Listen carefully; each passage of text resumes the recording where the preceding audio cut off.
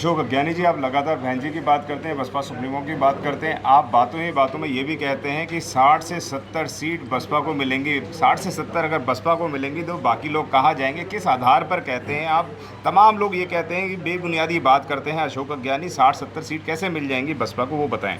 देखिए, मैं लगातार 1.5 साल से बोल रहा था और पिछले महीने 1.5 महीने जब मैंने आकलन किया, मैं खुद यूपी घूम के आया, तो मैंने कहा था एक तरफा 50 सीटें बहन जी जीत रही है। लेकिन आज की तारीख में जैसे जैसे दिन बदल रहे हैं, जैसे सिनेरियो आगे बढ़ रहा है और इस तरह की जो कार्यकलाप ये दुश्मन कर रहे हैं, उसके बावजूद ये लगातार बढ़ रहा है। और जैसे उनके साथ जो आने वाले हैं ओबीसी साहब और दूसरे जो मुस्लिम और दूसरे अपने SC ST के और ओबीसी के जो संगठन है, महान दल, ये तमाम जिस तरीके से बहन जी के लिए प्रचार कर रहे हैं, तो अब मुझे पूरा विश्वास हो गया कि 60 से 70, 65 और 70 के बीच में सीटें खाली उत्तर प्रदेश में आएंगी। और जिस तरीके से मोर्चा जैसे पंजाब में अकाली दल के साथ बहन जी ने किया है, और बहन जी ने अपनी प्रेस कॉन्फ्रेंस में कहा कि जो इसके साथ यूपीए और एनडीए के जो साथ में नहीं है, उनके अलावा जो राज्यों में जो दल हैं उनके साथ हम समझौता करेंगे। जैसे यहाँ पर हरियाणा में कुछ दल हैं जो कि उनके लोक दल वगैरह हैं, जो दूसरे उनके साथ भी वहाँ पर गठबंधन हो सकता है। और मध्य प्रदेश में जिस तरह बीजेपी के लीडर छोड़ छोड़ के बीएसपी में आ रहे हैं, कांग्रेस के लीडर छोड़ छोड़ के बीएसपी में आ रहे हैं, तो अब मुझे ऐसा महसूस हो रहा है कि ये जो तीसरा जो महाशक्ति बनेगी बहन जी के नेतृत्व में, ये भी 10 से 12 सीटें पूरे देश से यूपी के अलावा लेके आएंगे। तो यूपी में 70, 65 से 70 और 10 से 15 सीटें पंजाब और मध्य प्रदेश और ये तेलंगाना, ये तमाम से मिला करके तो कम से कम 80 सीटें उसको बहन जी के नेतृत्व वाले गठबंधन को मिलेंगी। और बहन जी हर हालत में प्रधानमंत्री बनेगी और हमारी सरकार बनेगी। हर हालत में सबकी मजबूरी होगी कि, और ये जो इंडिया नाम का नकली इंडिया बनाया है इन्होंने, पॉलिटिकल इंडिया, ये इसकी मजबूरी होगी बहन जी को प्रधानमंत्री बनाना। अब सीटों में इजाफा हो गया, कम से कम 30 से 40 सीटें, 50 से आगे बढ़ के 80 सीटें आएंगी पूरे देश से। और उत्तर प्रदेश में 65 से 70 सीटें, ये बिल्कुल कन्फर्म है। जो रिपोर्ट आ रही है, मैं खुद भी घूम रहा हूँ, चारों तरफ जा रहा हूँ और अपील कर रहे हैं, लोग हमारी बात को सुन रहे हैं। और ये इसमें राजस्थान में भी बड़ी मीटिंगें हो रही हैं, राजस्थान में भी होगा। तो 80 सीटें करीब, 65 से 70 यूपी और 10 से 15 सीटें पूरे देश में बहन जी के नेतृत्व में आएंगी। मनुवादी जितने भी पॉलिटिकल पार्टियां हैं गठबंधन में आपस में जो इकट्ठे हुए हैं, इन तमाम लोगों से अलग इस देश के जो 85% लोगों की जो बहुजन है, वाकई में जो SC ST OBC माइनॉरिटी का जो एक्चुअल में एक प्लेटफॉर्म तैयार होना चाहिए था, वो अब बहन जी के नेतृत्व में तैयार होने की तरफ बढ़ रहा है बड़ी तेज़ी से। और जो बहन जी ने स्टैंड लिया कि हम अकेले चुनाव लड़ेंगे, वो अपने आप में जो बाबा साहब और मान्यवर काशीराम जी और जो हमारे तमाम बहुजन जन नायकों ने जो कुर्बानियाँ दी हैं, उनकी कुर्बानियों से जुड़ा हुआ बिल्कुल राइट प्लेट इस समय है कि हमें अलग दिखना है, इन मनुवादी पार्टियों से अलग दिखना है। और इन्होंने ऐसा माहौल बना दिया, अभी मुझे पता चला कि जो इन्होंने वहाँ पर कर्नाटका में मीटिंग की, वहाँ पर उसमें उन्होंने ये कहा है कि ये जो इंडिया जो इन्होंने बनाया पॉलिटिकल इंडिया, ये बाबा साहब के संविधान वाला इंडिया नहीं, ये एक पॉलिटिकल इंडिया जो इन्होंने ये गठबंधन बनाया है, इसमें इस तरह से ये अफवाहें उड़ा रहे हैं, कह रहे हैं कि जो लोग अगर इंडिया के साथ नहीं आएंगे, इनके पॉलिटिकल फोरम के साथ नहीं आएंगे, तो उनको ये कहेंगे कि ये बीजेपी की बी टीम है। ये देखो, इतना अलोकतांत्रिक ये तरीके से कर रहे हैं, आप फोर्स कैसे कर सकते हो किसी को? डेमोक्रेसी में आप इंडिपेंडेंट का भी जो बाबा साहब ने दिया है, ये तो गठबंधन है। बीजेपी तो बहन जी अलग पॉलिटिकल पार्टी, BSP अलग पॉलिटिकल पार्टी है, वो अपना स्टैंड रखे। यहाँ तक तो इंडिपेंडेंट भी अपनी मर्जी से लड़ें बिना किसी उसके।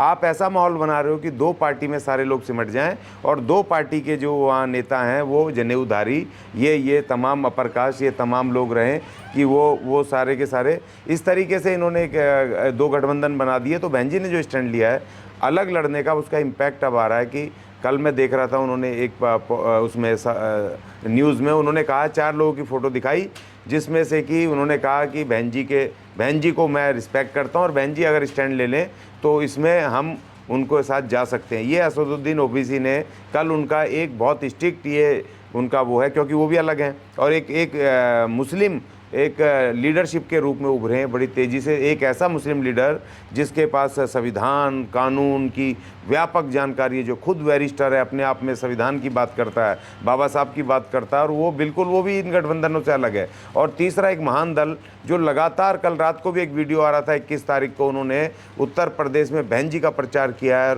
मायावती जिंदाबाद के नारे लगाएं, महान दल, वो बिना किसी शर्त के वो कह रहे हैं जी हम बहन जी को सपोर्ट करेंगे, चाहे हमें गालियां दें, जो भी करें। तो एक तीसरा मोर्चा, तीसरा क्या, जो पहला मोर्चा इस देश का पहला जो वो देना चाहिए था, बहुजनों को नेतृत्व देना चाहिए था, इस देश के लोगों को विकल्प देना चाहिए था, वो विकल्प अब बहन जी के रूप में, बहन जी के नेतृत्व में अब आने वाला है, तीसरा विकल्प। और वो भारत का असली विकल्प होगा, जो इस देश के 85% बहुजनों का विकल्प होगा। जी, बहन जी का सपना था कि दलित मुस्लिम करके इस वक्त लड़ाई लड़ेंगे, और इस तरीके के कई सारे नारे भी बहन जी ने दिए हैं कि वोट हमारा राष्ट्र हमारा, नहीं चलेगा नहीं चलेगा। तो क्या दलित मुस्लिम मिलकर एक बड़ा संगठन ही नहीं, मतलब देश के अंदर सत्ता तक पहुंच पाएंगे? यानी कि प्रधानमंत्री तो दावेदारी रखते हैं, नहीं रखते हैं, दलित और मुस्लिम। देखिए, उन्हीं का तो टोटल वोट है इस देश के अंदर, और वही वोट करने जाते हैं। दलित और मुस्लिम ही, इन दोनों समुदायों का 100% पोलिंग होती है, और जो दूसरे समुदाय हैं जो 15% में से हैं, वो तो कम से कम उनकी 40% 30% की भी पोलिंग नहीं होती है। तो अगर ये दोनों ठान ले तो वोट, जो मान्यवर काशीराम जी ने नारा दिया था, वोट हमारा राज तुम्हारा नहीं चलेगा, तो वो इस बार 2024 में वो बिल्कुल सार्थक हो जाएगा। साक्षात रूप से वो ये दलित और मुस्लिमों की सरकार बनेगी, और पहला दलित प्रधानमंत्री देश को मिल सकता है बहन जी के रूप में। और ये मुझे लग रहा है कि जो असदुद्दीन ओवैसी साहब ने जो स्टेटमेंट कल दिया एक न्यूज़ चैनल के ऊपर, तो उससे ऐसा महसूस हो रहा है कि ये तीसरा मोर्चा जो वाकई रियल 85% लोगों के जो संगठन है, पॉलिटिकल संगठन है, उनके उसमें ये बनेगा। और ये अपने आप में एक यूनिक बात होगी, पहली बार मनुवादियों के और बहुजनों के बीच में सीधी टक्कर होगी। नहीं तो बीजेपी नहीं तो कांग्रेस यही आपस में पूरा ये नूरा कुश्ती कर रहे हैं, और ऐसा माहौल बना देते हैं कि बीजेपी को रोकना है, बस कांग्रेस ही बचा सकती है, उसके बीच का उन्होंने ऐसा बना दिया माहौल। क्योंकि सारे संसाधन इनके पास हैं, मीडिया इनके पास है, सब कुछ इनके पास है। अब इनको लग रहा है क्योंकि ये अपना मोदी जी, ये सरकार पूरी तरह विफल हो गई है, बदनाम हो गई है, तो इसीलिए अब इनको दूसरे मनुवादी चाहिए राहुल गांधी के रूप में। अब उन्होंने बता दिया अब तो कांग्रेस ही बस बचा सकती है, ऐसा माहौल बना दिया कि ये अब बीजेपी को रोकना है तो इसके इंडिया, ये जो इन्होंने पॉलिटिकल मोर्चा बनाया, इसके पीछे आ जाओ, कांग्रेस के पीछे लग जाओ, और जो कांग्रेस के साथ नहीं आएंगे, ना बीजेपी के साथ होंगे, वो देशद्रोही हैं, या वो बीजेपी की बी टीम है वो, या फिर वो बीजेपी को जिताना चाहते हैं। इस तरह का इन्होंने माहौल क्रिएट कर दिया, और ये दोनों मिले हुए हैं। और ये तीसरी जो अभी बहन जी का जो ये स्टैंड है, आगे जाके अभी देखना 1-2-3 महीने में अभी क्या होने वाला है। एक नई राजनीति इस देश के अंदर जो आज तक होनी चाहिए थी, नहीं आई, वो अब बहन जी के नेतृत्व में आने वाली है, और बहुत ज़बरदस्त एक बड़ा फेरबदल 2024 में होगा। 2024 के अंदर होगा। अगर असदुद्दीन ओवैसी और मायावती दोनों मिलकर कोलैबोरेट करते हैं, एक संगठन बना के ऑर्गेनाइज होकर इलेक्शन लड़ते हैं, तो एनडीए को कहाँ देखते हैं, बीजेपी को कहाँ देखते हैं, आप कांग्रेस को कहाँ देखते हैं, और सपा को कहाँ देखते हैं, और जो जेडीयू है वगैरह, ये तमाम जो गठबंधन को कहाँ देखते हैं आप? देखिए, ये जितने भी गठबंधन हैं बहन जी के नेतृत्व में और असदुद्दीन ओवैसी साहब के साथ मिल करके अगर तीसरा गठबंधन बनता है, भारत बनता है, भारत अगर कोई तीसरा, इन्होंने एक ने एनडीए बना लिया मनुवादी, एक ने इंडिया बना लिया, तो हमारा तो भारत ही बनेगा। तो जो भारत अभी बनने वाला है वो भारत असदुद्दीन ओवैसी साहब और बहन जी और ये तमाम जो और दूसरे SC/ST के और OBC के जो वाकई में, और जो ये माइनॉरिटीज़ के जो पॉलिटिकल पार्टियां जो वाकई में ईमानदारी से अपने अपने वर्गों समुदायों के लिए ईमानदारी से लड़ रहे हैं, तो ये अपने आप में एक वो ऐसा बड़ा स्तंभ बनेगा कि ये तमाम जितने भी छोटे ये एनडीए या जो अपने आप को इंडिया कह रहे हैं, हवा में उड़ जाएंगे, क्योंकि इनका वोट नहीं है ज़मीन पर। ये नहीं है ज़मीन पर, तो दलित और मुस्लिमों की पूरी शक्ति है, ताकत है, और उसी के बल पे उनको गुमराह करते हुए कांग्रेस 50-60 साल शासन कर गई, और अब इन्होंने इतने साल शासन कर लिया, तो अब ज़्यादा दिन चलेगा नहीं। अब जो ये असदुद्दीन ओवैसी साहब अपने आप में एक बहुत बड़े नेता हैं, ऐसे नेता, सुलझे हुए पढ़े लिखे बैरिस्टर आदमी जो संविधान के अलावा तो बात ही नहीं करता, उसमें उंगलियों पे संविधान, भाषण सुनो, मैंने किसी नेता को नहीं सुना जो संविधान के को बीच में ला करके, दायरे के फंडामेंटल राइट बोल के, दूसरी चीज़ें बोल करके जो असदुद्दीन ओवैसी साहब बोलते हैं, वो अपने आप में एक बड़ी बात है कि संविधान का जानकार, एक सुलझा हुआ, एक पढ़ा लिखा आदमी। तो वैसे अगर इस तरह की ये टीम बनेगी तो उनके सामने कहीं नहीं टिकेंगे। अब आपने देखा ना, समाजवादी पार्टी में भी लोग भाग रहे हैं। और दूसरी बात ये है कि जो परसों यहाँ जो कल ये दिल्ली में हुआ है, इसमें पूरी तरह समाजवादी पार्टी, आरएलडी और ये कांग्रेस और ये तमाम लोग लगे हुए हैं बीजेपी कि किसी तरह से बहन जी को ये कम करें। और इसको देखो, उन्होंने भेज दिया अपना एक आदमी मौर्य नाम का, वो जो नेता है स्वामी प्रसाद मौर्य, इतने बेहुदा उसने कल स्पीच की। उसने कहा कि भैया ये बहुजन नेता से डिक्लेयर कर रहे हैं। अरे भैया, बहुजन इस देश के अंदर 140 करोड़ में 120 करोड़ हैं और ये 1,500 आदमी ला करके तुम किसी को बहुजन नेता बना दोगे? मतलब बहन जी टारगेट पे इनके हर तरीके से ये बहन जी के पैरेलल किसी लल्लू पंजू को, किसी को ये खड़ा करना चाहते हैं बहुजन नेता बना करके। और वहाँ से वो घोषणा 1,500 आदमी, वहाँ पर 1,500 1,500 आदमी वहाँ पर आते हैं टोटल, वहाँ जंतर मंतर के उसमें। और आप कह रहे हो कि पूरे देश के 120 करोड़ बहुजनों में, जिसमें SC ST OBC माइनॉरिटी मिला के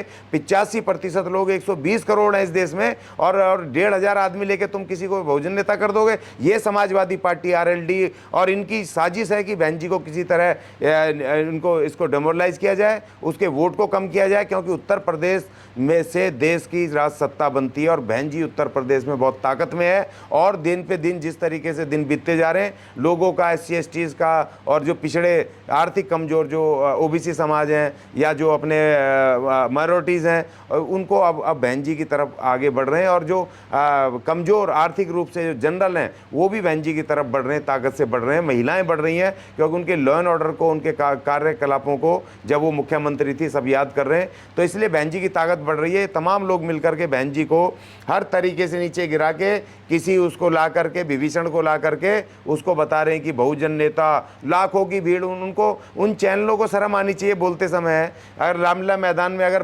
वहाँ करते हैं तो वहाँ पर 1 लाख आदमी जब आते हैं, जब थोड़ा बहुत दिखता है भरा हुआ, ये जंतर मंतर पे टोटल अगर 5,000 आ जाए तो तब जा करके वो भर जाता है पूरा। और यहाँ वो छोटे से इलाके में वो 1,000 1,500 आदमी बैठे, उनको लाखों की, करोड़ों की भीड़ ऐसे बता रहे हैं। मुझे शर्म आ रही है उन चैनलों पर कि वो इतनी वाहियात बातें कर रहे हैं जो कि बिल्कुल उस सच्चाई से परे है, उनकी ड्यूटी से परे है। ये तो मीडिया का काम है कि सच्चाई को दिखाएं। और वहाँ पर भी आधे से ज़्यादा वो लोग थे कि जो कह रहे थे कि हम भले ही भीम आर्मी के नाम पर, क्योंकि कल भीम आर्मी उन्होंने गुमराह किया लोगों को। कल भीम आर्मी का स्थापना दिवस था, लोग भीम आर्मी के चक्कर में आए, ये राजनीतिक बात कर रहे थे। तो उन्होंने कहा हम भले ही आ गए हैं, लेकिन हम वोट हमारा बहन जी का है।